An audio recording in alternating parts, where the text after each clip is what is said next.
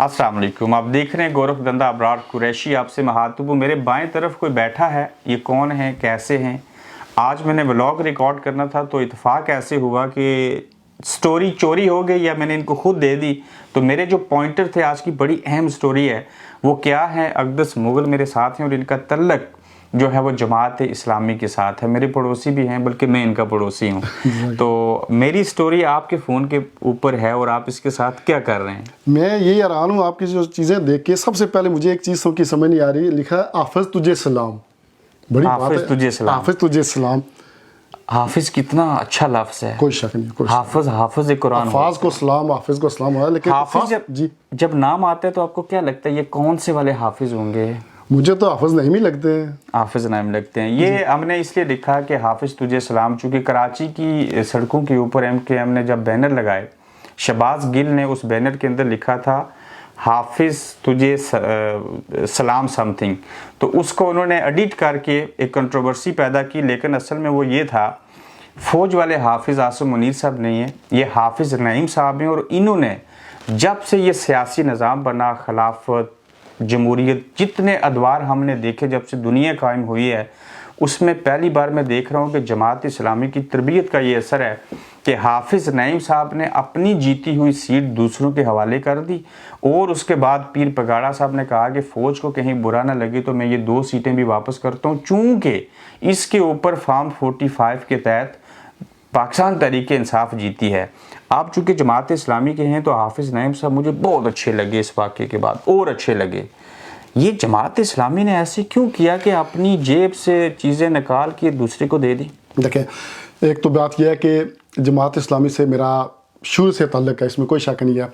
लेकिन जो तरबियत होती है, जो इन्वायरमेंट होती है, वो इंसान को बहुत कुछ सिखाती है। फिर हाफ़िज़ नईम साहब जो है वो माशाल्लाह बाकायदा वो कुरान हिफ़्ज़ है और उनकी जो तरबियत है, असली हाफ़िज़ है, असल हाफ़िज़ है, अल्हम्दुलिल्लाह वो कुरान हिफ़्ज़ है।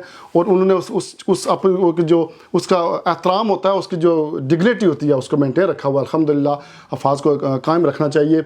उसके तहत उन्होंने हमेशा हक़ का साथ दिया, हमेशा सच का साथ दिया। आपने देखा है कि पहले जो लोकल वहाँ के जो इलेक्शन हुए थे, उसमें भी उन्होंने, मेयर के इलेक्शन हुए थे, उसमें भी अगरचे बहुत सारी जो उसमें चीज़ें अभी वो डिस्कस करने वाली नहीं है, उसके पॉइंट ऑफ व्यू से उन्होंने बड़े खुल के, आपने देखा कि उन्होंने जो इंटरव्यू दिया, उन्होंने कहा जी कि मैं खैरात वाली चीज़ नहीं लूँगा। लेकिन दूसरी तरफ सिराजुल हक सब बड़े इंटेलेक्चुअल दना आदमी हैं, शरीफ आदमी हैं, दरवेश आदमी हैं, उन्होंने इस्तीफ़ा दे दिया। आपने उनके साथ तो कई हफ्ते गुजारे हैं। कोई शक नहीं ऐसे गुजारे हैं, लेकिन मेरे ख्याल में ये भी उनका एक बड़ापन है। मैं ये कह रहा हूँ, इसको जमहूरियत कहते हैं। इसको जमहूरियत कहते हैं। उनका बड़ापन है कि यहाँ आप देखें कि जिस मुल्क में आप बैठे हुए हैं, यहाँ इस तरह की बेशुमार मिसालें हैं कि अखलाकी दौर में छोड़ देते हैं कि मैं इस काबिल नहीं हूँ। अगरचे वो एक बड़े आदमी हैं और उनकी जो सोच है, उनकी जो मुल्क के लिए, कौम के लिए, इस्लाम के लिए, सिराजुल हक साहब की जो सोच है उसका हम सलाम पेश करते हैं। लेकिन ये उनका अपना जो है वो अपनी फीलिंग है कि शायद मैं इस काबिल नहीं हूँ कि मैं जमात इस्लामी को, मुझे हाफिज़ नईम साहब को एक लफ्ज़ में बताइए, जमात इस्लामी का अमीर उन्हें होना चाहिए। देखिए, जमात इस्लामी में जो नज़म है, जो तरीका, जिस तरह हम अमीर सेलेक्ट करते हैं, हम नहीं, जो शुरा नहीं इंतखाबात होते हैं, इलेक्ट करते हैं, ठीक है, उसका जो तरीक़ाकार है, उसी के तहत कौन आएगा, उसकी सिलेक्शन उस कबल अज़ वक्त है, कुछ नहीं कह सकते, लेकिन यंग आदमी होना चाहिए।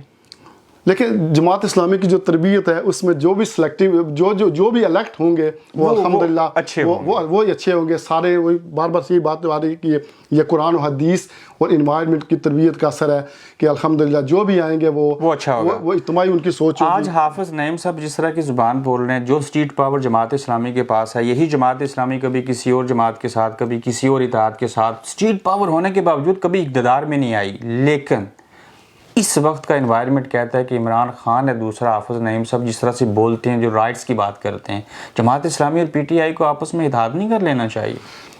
देखिए, हमेशा क्रिटिसाइज़ हुआ है, हमेशा तनकीद हुई है जमात इस्लामी पार्टी के, उन्होंने फ़लाँ जमात के साथ इत्तेहाद किया, फ़लाँ जमात के साथ इत्तेहाद कर रहे हैं, पाकिस्तान में फ़लाँ इत्तेहाद कर। ये मैं अपना व्यू दे रहा हूँ, अपनी तजवीज़ दे रहा हूँ, अपनी जो है वो आइडियालॉजी समझ लें वो दे रहा हूँ। मैं जमात इस्लामी के बिहाफ से नहीं बोल रहा, ठीक है। आप बतौर अक़दस बात कर रहे हैं। बतौर अक़दस में बात, फिर मैं आपसे बात ही नहीं करूँगा। नहीं, मैं बतौर अक़दस बात कर रहा हूँ कि देखें कि हमेशा जमात इस्लामी ने जो है वो कोशिश की है कि इज्तिमाई جہاں فوائد ہوں، جہاں ملک کا جہاں فائدہ ہو اس کے ساتھ چلیں. اب آپ بے شمار انٹرویو سنیں ہمارے جو ہیں وہ امیر جو بھی انہوں نے کہا جی کہ جو جماعت جو ہے وہ ملک و قوم کے لیے مخلص ہوگی، اچھا کام کرے گی، اس کے ساتھ چلیں گے. اچھا وہ جماعت کون سی ہے اس وقت؟ اس وقت دیکھیں وہ ابھی ڈپینڈ کرتا ہے کہ نہیں ابھی نہیں. پیپلز پارٹی میں یہ سب کچھ قبل از وقت ہے. قبل از وقت. اگلا پوائنٹر کون سا ہے آپ کا؟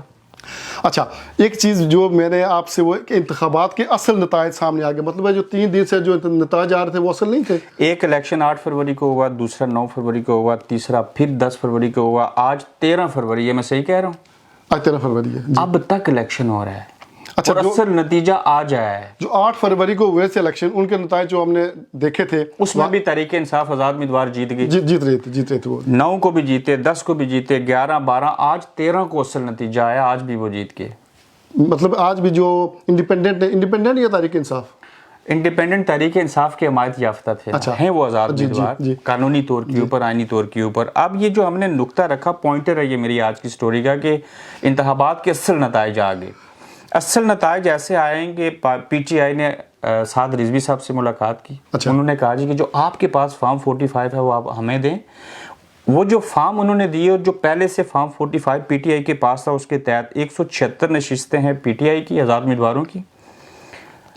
40 یہ جو آج کے نتائج ہیں یہ 8 فروری کے نتائج نہیں، یہ فارم 45 کے تحت فارم 45 الیکشن کمیشن کے تحت نہیں. کوئی شک نہیں، بالکل. نون لیگ کی 22 سیٹیں ہیں اور پیپلز پارٹی کی 33 سیٹیں ہیں. نون لیگ کی 22 سیٹیں ہاں فارم 45 کے تحت. اچھا پیپلز پارٹی کی 33 سیٹیں بنتی ہیں اور تحریک انصاف کی 176 سیٹیں بنتی ہیں. یہ وہ فارم 45 ہے جو حافظ سعد رضوی نے دیا. اب دوسرے حافظ اب ڈسکس ہوئے. آج حافظوں کی باری ہے. اگلا نقطہ کیا ہے؟ اچھا آگے آپ نے لکھا جی کہ پیپلز پارٹی نے نون لیگ کو پھنسا دیا. جی وہ اس لیے جی پر میں چونکہ جو ابھی حکومت ہے اس میں تو وہ ایک دوسرے کے وہ ہیں حریف ہیں، کیا ہوتا ہے حریف ہیں، وہ ایک دوسرے کے ساتھ حکومت کر رہے ہیں. تو آپ نے لکھا ہے پیپلز پارٹی نے نون لیگ کو پھنسا دیا ہے. نہیں حریف نہیں، ابھی وہ دوست بن گئے چونکہ زرداری صاحب، شجاعت صاحب نے، شہباز شریف صاحب نے، سینٹ کے چیئرمین سنجرانی صاحب نے، علیم خان نے اکٹھے پریس کانفرنس کی، پھر تو حریف نہ ہوئے. لیکن اس کے باوجود پیپلز پارٹی نے نون لیگ کو ایسے پھنسایا کہ پہلے تو نون لیگ ان کا پیٹ پھاڑنا چاہتی تھی، سڑکوں پہ گھسیٹنا چاہتے تھے، پھر مناظرے بھی کرنے تھے. پھر بھی کیا ہوا کہ انہوں نے آپس میں پریس کانفرنس کر کے پیپلز پارٹی نے نون لیگ کو ایسے بسایا، وہ کہتے ہیں صدارت ملک کی ہم رکھیں گے. پیپلز پارٹی کہہ رہے ہیں ہاں اسپیکر ہمارا ہوگا، چیئرمین سینٹ ہمارا ہوگا، اہم وزارتیں وزارت خارجہ سے لے کے سب ہماری ہوں گی. تو نون لیگ ان کے سامنے پھنس گئی اور پیپلز پارٹی نے پھنسا دیا اگر ساری چیزیں آپ رکھیں گے اہم اور ایک وزارت عظمیٰ شہباز شریف صاحب کو ملے گی اور ایک وزارت اعلیٰ پنجاب کی نون لیگ کو ملے گی، تو نون لیگ تو ان کے در پہ گئی نا جس سے ضرورت تھی. تو پیپلز پارٹی والے اس وقت پورے پاکستان میں آفٹر پی ٹی آئی سب سے پاورفل پوزیشن کے اوپر ہیں، جو وہ مانگیں گے وہ ان کو ملے گا. تو اس طرح سے نون لیگ کو پیپلز پارٹی نے پھنسا رکھا ہے. اچھا اس سے پہلے آپ کا میں پوائنٹ پک کروں، کیا سمجھتے ہیں کہ جو حکومت ہوگی یہ مخلوق حکومت ہوگی؟ آپ نے مجھے ایکسپلین کیا لیکن سادہ الفاظ، مخلوق حکومت ہوگی، کسی ایک پارٹی کی ہوگی یا کس طرح کی حکومت ہوگی؟ آپ کے کوئی ایک پارٹی حکومت نہیں بنا سکتی. اس وقت کے جو اصل الیکشن کمیشن کے نتائج ہیں اس کے تحت پی ٹی آئی بھی آئے تو اس کی بھی 92-93 سیٹیں ہیں جی، انہیں باقیوں کو ساتھ ملانا پڑے گا. مخلوط حکومت بنے گی.